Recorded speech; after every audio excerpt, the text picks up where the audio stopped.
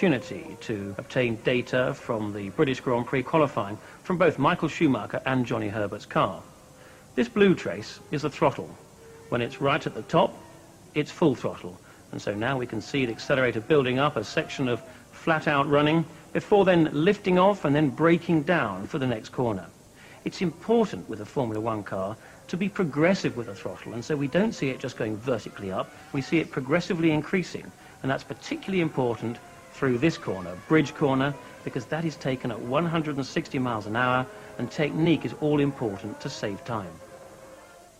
Michael Schumacher approaches on full throttle with the blue line at about 160 miles an hour.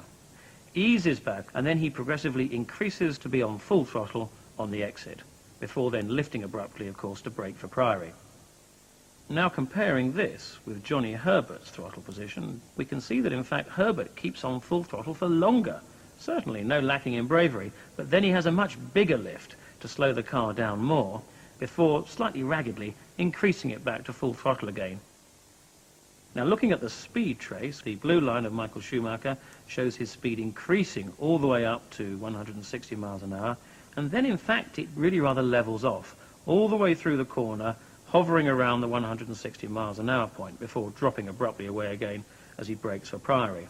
Now looking at Herbert's speed trace, he's a little slower out of the previous corner, but gradually makes up ground, and so he's virtually as fast on the very approach to Bridge.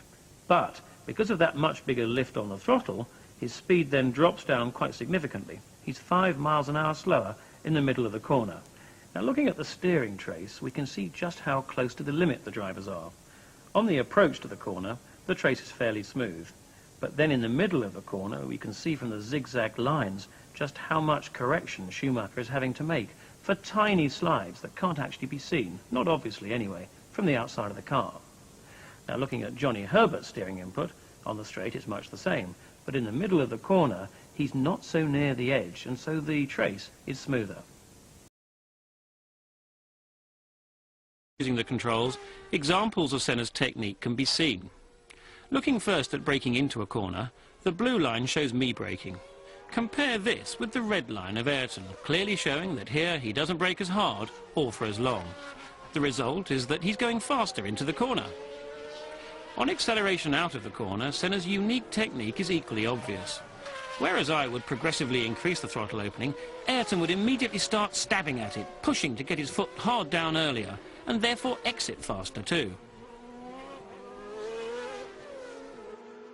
Putting both of these together means that with this example he pulls out 0.2 of a second through this section alone, and that's just one small part of the whole lap.